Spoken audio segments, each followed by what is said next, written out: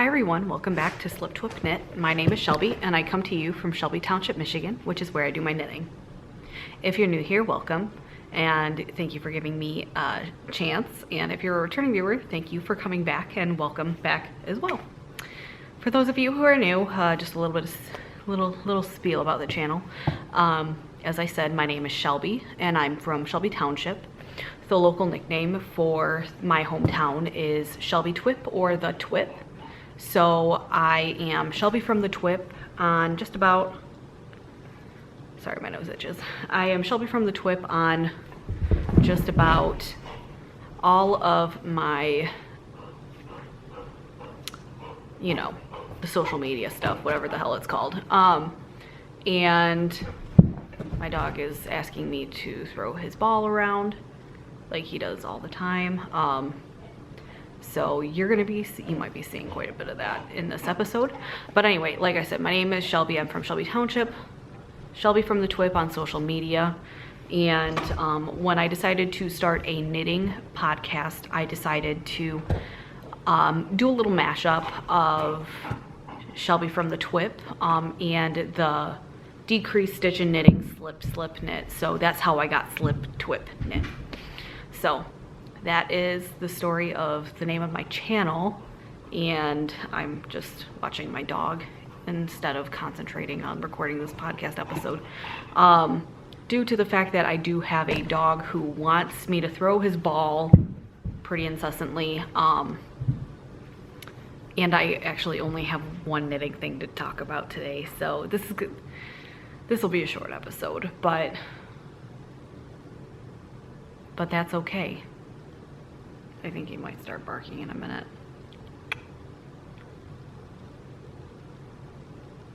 It is, so a little bit about the weather. It's probably 7 p.m. now. I don't know what time it is. It's like 7 p.m. So it's evening. And for the last 2 hours, it's looked really badly. Like it's going to rain here soon and the wind is picking up a little bit. Which it's been quite rainy here lately. It's also been hot and humid.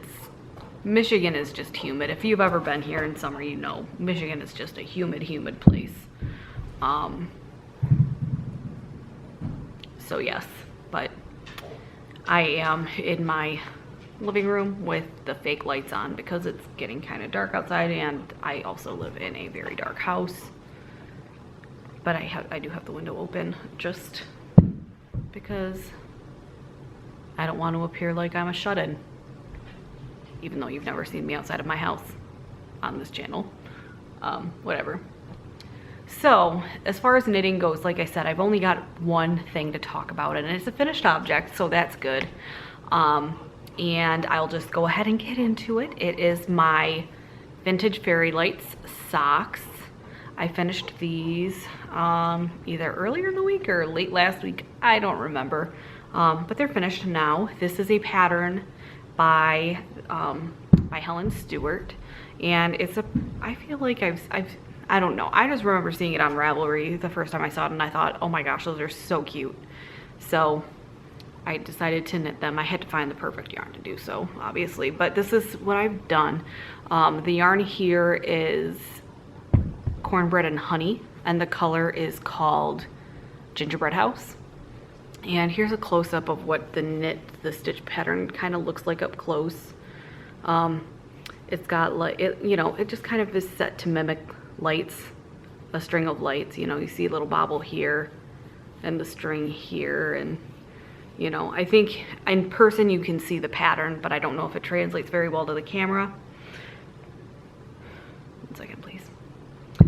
And then, yeah, so it took me a while. I cast these on in April, but the first sock I made about 12,000 errors, and I had to unravel it 70 times and start over 71 times, but the 71st time was the charm. And then after the first one was complete, I got a little unmotivated to do the second one because of how many times I had to rip out the first one. But they're done now, and these are going to be a part of these are going to be in my sock drawer for the foreseeable future, and I'm going to be wearing them quite frequently. A little bit about what I've done. So what I did with this actually, now that I'm here.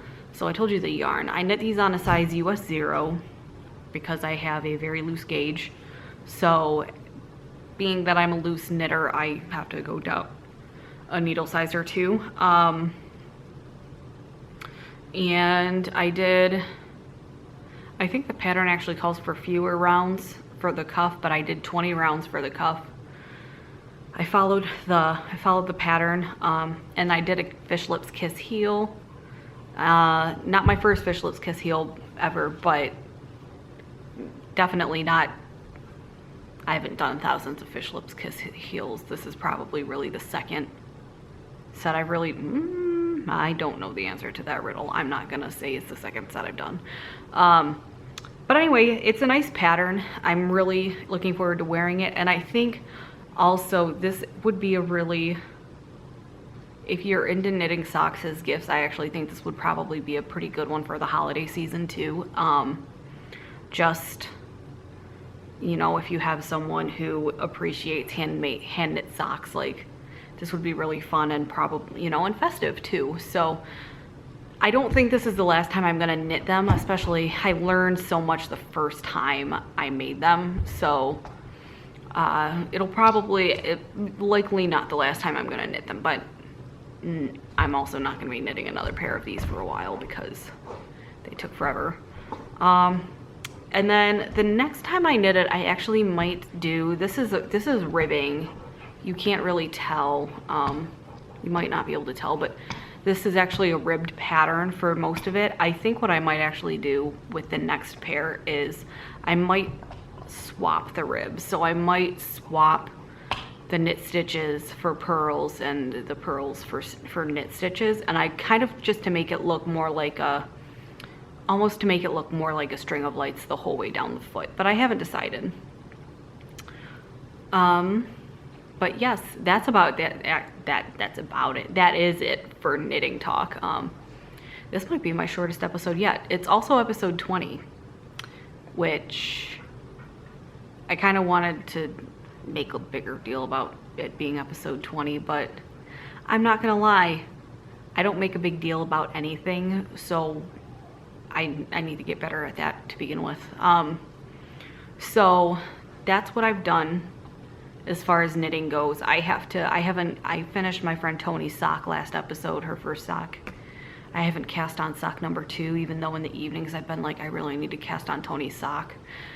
But I haven't been doing that. I've been watching Lord of the Rings in the evenings. Just, I don't know. It's not that I necessarily need a break from those socks. I kind of enjoy those socks, and they're green, which I don't know why, but for some reason, the fact that I'm knitting a pair of green socks makes me feel like I should be knitting while I watch Lord of the Rings, because I've seen Lord of the Rings like 20 times, more than 20 times. I watch Lord of the Rings a lot.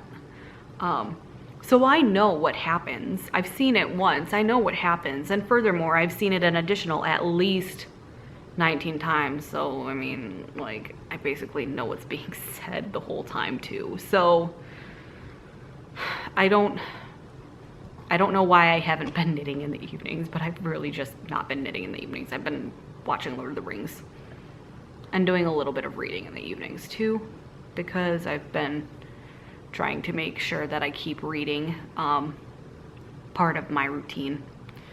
But that being said, knitting talk is done now. It's only 9 minutes in, but knitting is done. And then let's see. Oh, a little bit of a garden update, which I should have had my camera for this, but I didn't. I should have just pulled out my phone. Deer got into my garden and ate my squash babies. And I was really upset about it. I got really mad because they only ate. I have two squash plants in my garden. I have a delicata squash, or a sweet potato squash as some people call it, and then I have a butternut squash. I planted them at the same time, right next to each other on, like, you know, two little neighboring mounds, and it took about a month. They were really viney, of course, as viney squash plants are. And I had two I had 2 big squash babies after about a month, right? So I had 1 big delicata squash baby, and then I had 1 big butternut squash baby, kind of just out on its own, doing its own thing, like whatever. And there were a couple other little like butternut squash babies. A deer came in and ate all of my butternut squash. Like, didn't matter. I had like the one that was probably about like maybe the size, I don't know. I didn't want to touch it. I didn't want to disturb it while it was growing. I wanted it to grow big and strong and delicious. But that didn't happen because a deer ate it. A deer ate it and the rest of the butternut squash babies. I've still got delicata squash babies, so yay, at least the deer didn't eat that. But I'm concerned that I'm not going to have any more butternut squash growing in my garden ever this year, because I'm pretty sure the deer ate it all. And I hope it was delicious. I hope it was delicious. I was looking forward to eating it, and I was hoping it would be delicious when I ate it. So, whatever. I did go out and I did get deer repellent for the garden. And the deer repellent, the deer repellent didn't work that first time. I followed the directions, but it didn't work that first time. So the following day, I took myself to the Tractor Supply company and I bought a different deer repellent, and that was the kind that you have to like attach to your hose nozzle and like spray everywhere. It smelled disgusting. It smelled like chicken soup that had gone bad. Like, I'll tell you about that in a minute. But it smelled really bad. But the good news is I sprayed it and the deer have not come back. But when I opened the bottle, I could smell, well, I could smell it even in my car. It was in a bag in the back seat and I could smell it. And it smelled very, it had like a savory-ish smell, but it also smelled really, like, it just wasn't a pleasant smell to begin with. But we opened the bottle and it was horrible. And then we were wondering what is even in this, and we looked at the label on the bottle, and most of what was in the bottle was, I am not kidding, putrescent egg product. And additional ingredients included cloves and garlic. So I'm pretty sure, I think my analogy of chicken soup that's gone bad is pretty accurate in the scheme of things. But yeah, it did go. It did work.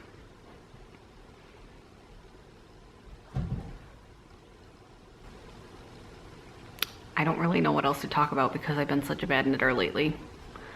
And I need to go to Target. The grocery store was out. The grocery store was out of coffee creamer, Boone. The grocery store was out of coffee creamer, so I gotta go hit up Target and see if they have it. But I really don't want to leave the house now because it's like 7:15, I'm guessing. 7:10, 7:15, I don't know. It's late-ish. It's evening. I don't want to go. I just want to enjoy my...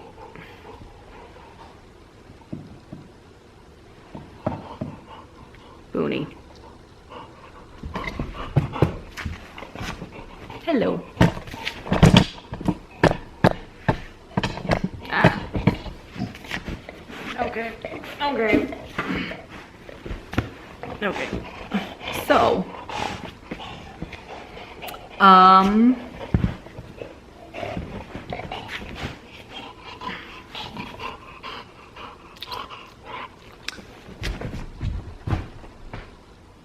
he wants me to throw this.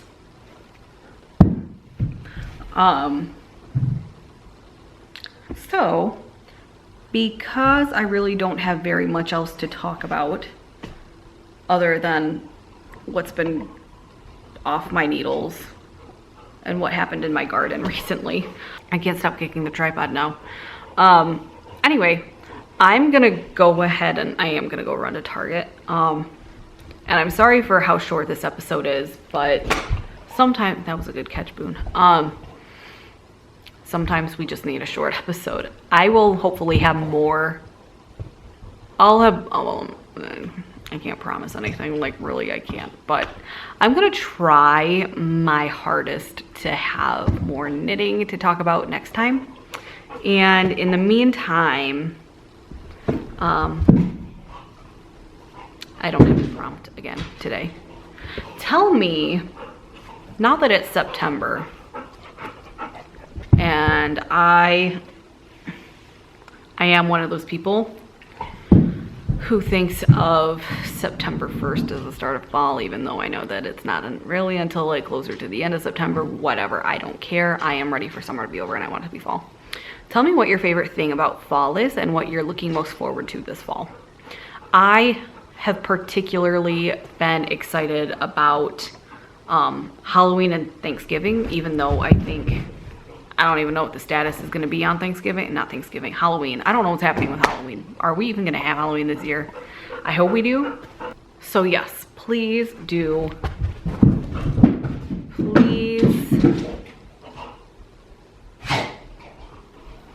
Please comment below and tell me what you're looking most forward to this fall, and if you are excited about what you're excited about, if you're excited about Thanksgiving or Halloween, and if you're hoping that also do let me know if you're going to be able to pass out candy to people this year, because I don't know if we're going to be able to here.